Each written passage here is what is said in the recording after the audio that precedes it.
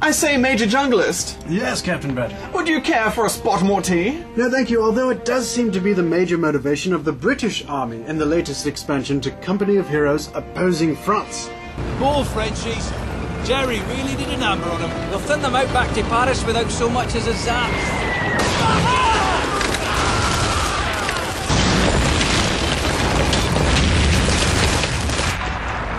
Bloody Jerry's.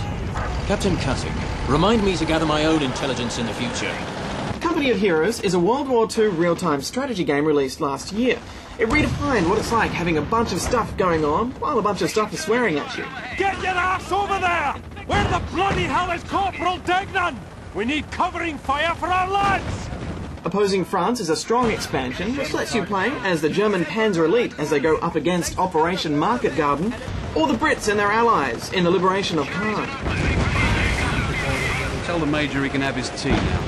The Panzer Elite have strong infantry, fast vehicles, and tough tanks, whereas the British have their strengths in artillery, defense, and fortifying a line or captured point. Unfortunately, the clumsy tank coordination seen in the original is still there. Occasionally, your tanks will point their rear ends at artillery and oncoming vehicles, causing you to mash your keyboard in frustration. Music triggers when things get a bit crazy, and it invokes feelings of chaos and urgency. It's great that they kept this hectic gameplay from the original, although I did feel that even inexperienced players might find it a bit easy on normal. We didn't even fail one map. It can be argued that this is so you enjoy the game more, but I find this lack of threat really degrades the win at the end.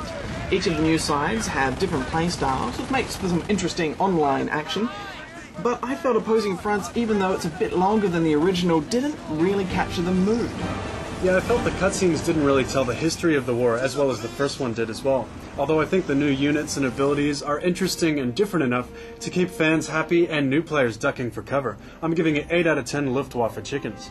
I found it interesting that when infantry are in captured territory, they move a lot more cautiously. It's also a standalone game, so you don't need the original to play, and that's great. I'm giving it 8.5 rubber chicken.